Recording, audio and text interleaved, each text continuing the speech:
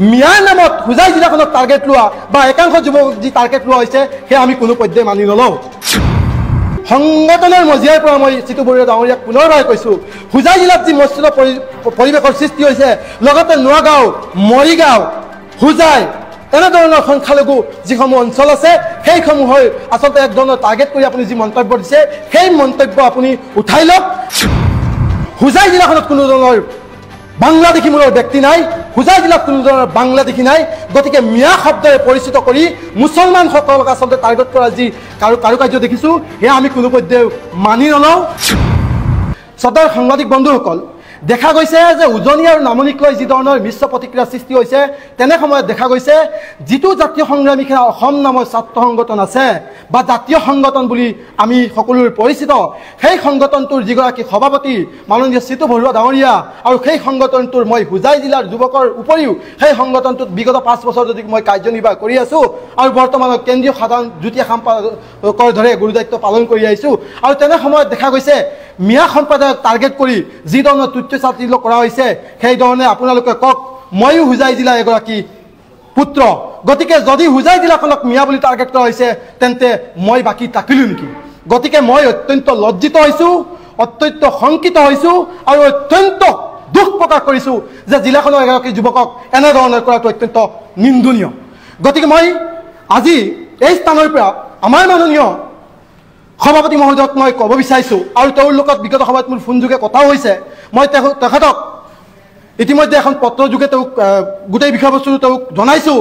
যে আমাৰ হোজাই জিলাখন চিলতি কাছাৰী এনেধৰণৰ বিভিন্ন আমাৰ একত্ৰিত মিলনেৰে আমি জড়িত তেনে ক্ষেত্ৰত হোজাই জিলাখনত যদি কোনোবা বঙালী মানুহ মানে বঙালী হিন্দু হওক মুছলিম হিন্দু হওক আছে তেতিয়াহ'লে তেওঁলোকে দেখুৱাই দিয়ক আমি তেওঁলোকৰ লগত সহযোগিতা কৰিম আমি অন্যান্য সংগঠনৰ লগত সহযোগিতা কৰিম আমি এইসকলক উলিয়াই দিম কিন্তু মিয়াৰ নামত হোজাই জিলাখনক টাৰ্গেট লোৱা বা একাংশ যুৱক যি টাৰ্গেট লোৱা হৈছে সেয়া আমি কোনো পৰ্যায়ে মানি নলওঁ আমি সংগঠনৰ মজিয়াৰ পৰা মই চিতু বৰুৱা ডাঙৰীয়াক পুনৰবাৰ কৈছোঁ হোজাই জিলাত যি মসৃণ পৰিৱেশৰ সৃষ্টি হৈছে লগতে নোৱাগাঁও মৰিগাঁও হোজাই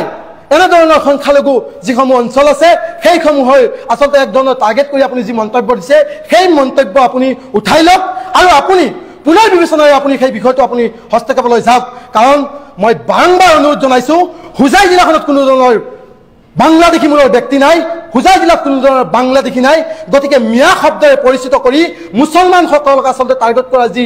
কাৰুকাৰ্য দেখিছোঁ সেয়া আমি কোনো পৰ্যায়ে মানি নলওঁ আৰু মই সংগঠনৰ মজিয়াৰ পৰা আকৌ আমাৰ সভাপতিগৰাকীক মই স্পষ্টভাৱে ক'ব বিচাৰিছোঁ যে হোজাই জিলাখনক লৈ যি বিৰূপ মন্তব্য হৈছে এয়া কোনো পৰ্যায়ে মানি লোৱা নহ'ব প্ৰয়োজন সাপেক্ষে সংগঠনৰ মজিয়াৰ পৰা সংগঠন ত্যাগ কৰিবলৈ বাধ্য হ'ম কিন্তু নিজৰ জিলাখনৰ যুৱকসকলক কোনোবাই বাবুকুৰিয়ে মিয়া শব্দৰে অপপ্ৰয়োগ কৰি তুচ্ছতাচ্ছিল্য কৰিব মাৰধৰ কৰিব বুলি ক'ব আৰু সেই কথা মই মানি ল'বলৈ কোনো পৰ্যায়ে কণ্ঠবোধ নকৰোঁ প্ৰয়োজন সাপেক্ষে সংগঠন ত্যাগ কৰিম কিন্তু জাতি আৰু জিলাৰ প্ৰতিজন ব্যক্তিৰ ওচৰত মই দায়বদ্ধ সংগ্ৰামী সতীৰ্থসকলৰ ওচৰত দায়বদ্ধ গতিকে মই স্পষ্ট ক'ব বিচাৰিছোঁ জিলাখনৰ কোনো যুৱক টাৰ্গেট কৰি উজনি হওক নামনি হওক কোনো ধৰণৰ একো কৰিব নোৱাৰিব যদি তেওঁলোক প্ৰকৃত বংগবলীয় বুলি তেওঁলোকে বিবেচনা কৰিছে বা বাংলাদেশী বুলি কৈছে তেওঁলোকে চিনাক্ত কৰক প্ৰয়োজন সাপেক্ষে প্ৰশাসনৰ ইনভেষ্টিগেশ্যন কৰক কিন্তু তেওঁলোকে দাবী ধমকি দিব নোৱাৰিব সেয়া মোৰ স্পষ্ট কথা মই সংগঠনৰ পুনৰবাৰ কৈছোঁ সংগঠনৰ মজিয়াৰ পৰাও কৈছোঁ যে এনেধৰণৰ কামটো আমি কোনো পৰ্যায়ে মানি নলওঁ এনেধৰণৰ মিয়াক তুচ্ছতাচ্ছিল্য কৰি যি মন্তব্য সেয়া আমি কোনো ইয়াক মিয়াক টাৰ্গেট কৰা হৈছেনে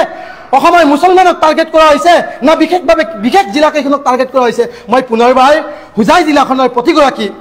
মোৰ শুভাকাংক্ষী প্ৰতিগৰাকী সংগ্ৰামী সতীৰ্থ প্ৰতিগৰাকী সমাজ ব্যক্তি সচেতন ব্যক্তিক মই মোৰ ফালৰ পৰা স্পষ্টকৈ ক'ব বিচাৰিছোঁ মই সদায় হোজাই জিলাবাসীৰ লগত আছোঁ মই হোজাই জিলাবাসীৰ আৱেগৰ লগত আছোঁ মই হোজাই জিলাবাসীৰ ন্যায়ৰ পক্ষত আছোঁ হোজাই জিলাক লৈ কোনোবাই তুচ্ছতাচ্ছিল্য কৰিব আৰু মই মনে মনে বহি থাকিম সেয়া মই কোনো পৰ্যায়ে নকৰোঁ শুই থকা খিয়ালৰ নিচিনা মই কেতিয়াও বহি নাথাকোঁ মই লাগিলে এবাৰ নহয় 100 বাৰ দৌৰি গ'লে সাগৰ পাৰ কৰি হ'লেও নিজৰ জাতি আৰু জিলাখনৰ বাবে মাত মাতি যাম সেয়া স্পষ্ট গতিকে হোজাই জিলাবাসীয়ে বহু সময়ৰ পৰা আচলতে তেওঁলোকে বাট চাই আছিলে যে হুমায়ুন কবিৰৰ প্ৰতিক্ৰিয়া কি হ'ব হুমায়ুন কবিৰে কি ক'ব গতিকে স্পষ্টভাৱে ক'লোঁ যে হোজাই জিলাবাসীৰ লগত মই আছোঁ থাকিম যদি তেওঁলোকে অনাগত 24 ঘণ্টাৰ ভিতৰত বিষয়টো লৈ তেওঁলোকে যদি কোনো স্পষ্টীকৰণ নিদিয়ে পৰৱৰ্তী সময়ত জিলাবাসীৰ সন্মুখত নিজৰ দায়বদ্ধতা স্বীকাৰ কৰি সেই সংগঠন ত্যাগ কৰিবলৈ কুণ্ঠাবোধ নকৰিম সেই কথা স্পষ্টভাৱে কৈলোঁ